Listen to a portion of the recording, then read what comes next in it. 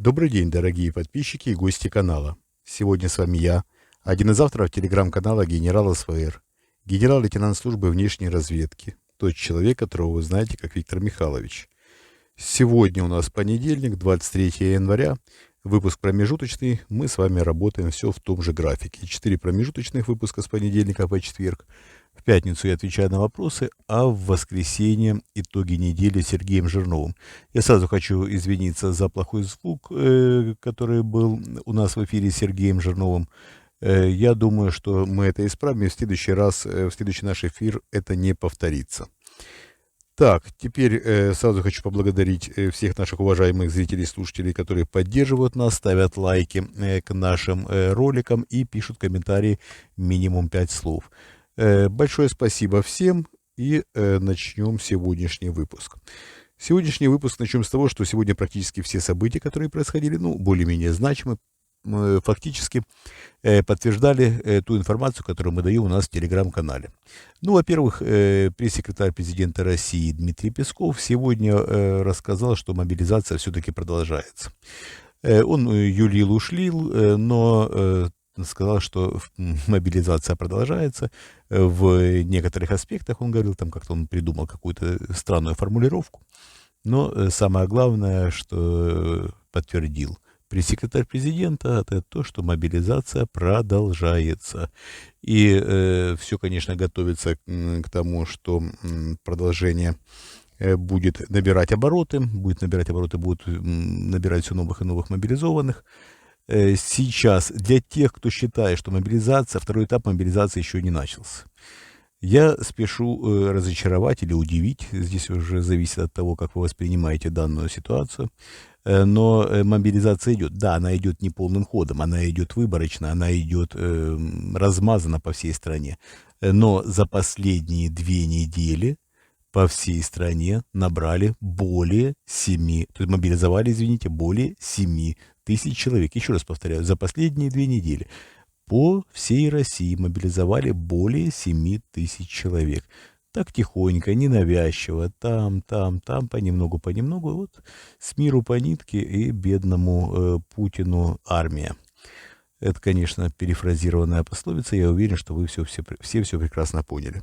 Мобилизация продолжается, да, пока, конечно, не теми темпами, какими она шла в сентябре, но, опять-таки, по мере необходимости 7 тысяч раз в 2 недели, это тоже как бы не маленький результат, И стоит обратить внимание еще на некоторые вещи.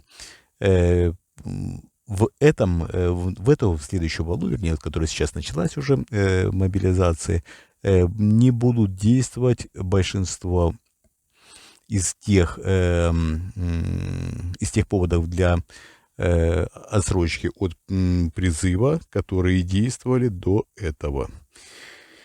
Сейчас пока не готов уточнять, по крайней мере, то, что докладывает президенту Путину, это то я вам, в принципе, и передаю.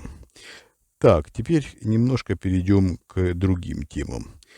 Шарль Мишель, замечательный человек, сегодня, это один из основных чиновников Евросоюза, подтвердил сегодня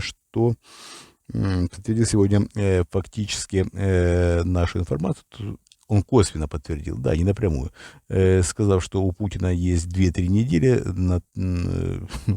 для того, чтобы сделать свой выбор. Фактически он говорил не напрямую о Путине, он говорил о помощи Украине, но я уверен, что все наши уважаемые зрители и слушатели, которые читают наш телеграм-канал «Генерал СВР», все прекрасно поняли. Фактически он подтвердил нашу информацию, Путину передали план мирных договоренностей. Мы об этом говорили сегодня у нас в телеграм-канале, рассказывали, вернее, довольно популярно. И вы можете, те, кто не читал, можете прочитать. Но я уверен, что большинство из наших зрителей и слушателей читают наш телеграм-канал. Так вот, сегодня, когда Шарль Мишель говорил о том, что помощь Украине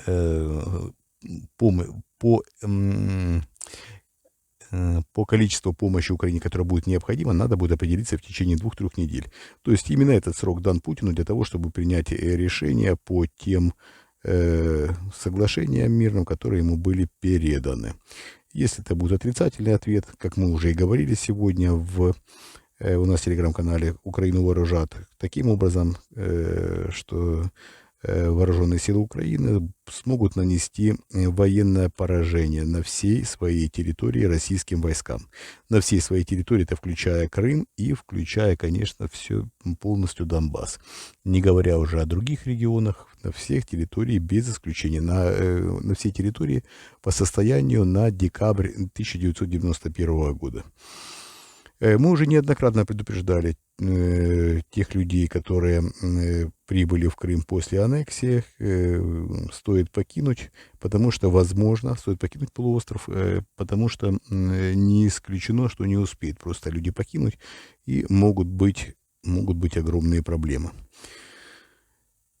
Могут быть огромные проблемы, я думаю, что все прекрасно понимают, о чем я говорю.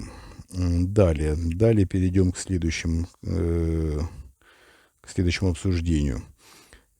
Министерство обороны Российской Федерации регулярно рассказывает о взятии все новых и новых населенных пунктов, придумывая какие-то названия вооруженным формированиям, которые эти пункты якобы, еще раз подчеркиваю, якобы, по их мнению, освобождают, или захватывают. Здесь уже можно интерпретировать по-разному.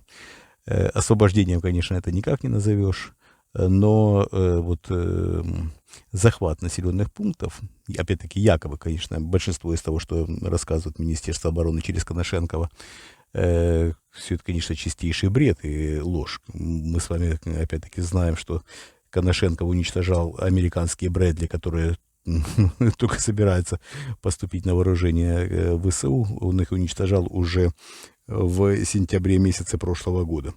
В общем, он, видимо, попадает в какую-то машину времени и, оказываясь в будущем, уже уничтожает из прошлого то еще, что должно только прийти в будущем. Выглядит все, конечно, более чем смешно, но сегодня, опять-таки, Коношенков отличился и рассказал про какие-то штурмовые отряды из ополчения, или какой-то бред, такой бред, и даже разбираться не хочу, честно говоря, немножко послушал, но получил массу удовольствия в том плане, что, конечно, было бы все очень смешно, если бы не было так грустно.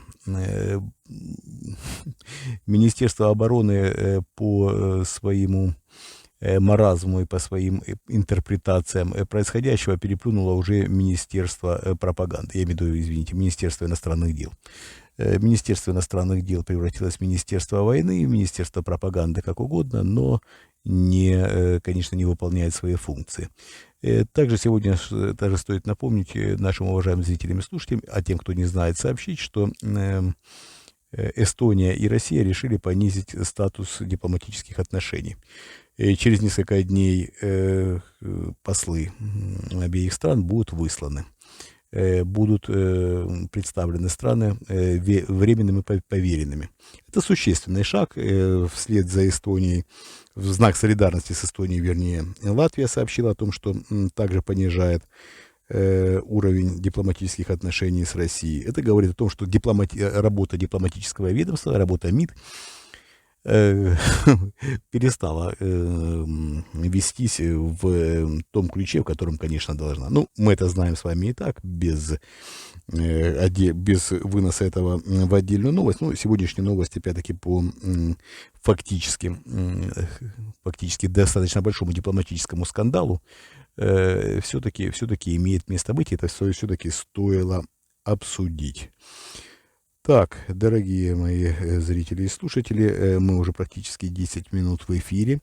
Я вам напоминаю, что у нас промежуточные выпуски длятся от 10 до 12 минут, и я стараюсь не утруждать ваш слух и ваше внимание слишком сильно. Я понимаю, что многим нравятся наши выпуски, и многие хотели бы продлить, но давайте опять-таки сделаем так, чтобы было всем интересно и максимально емко.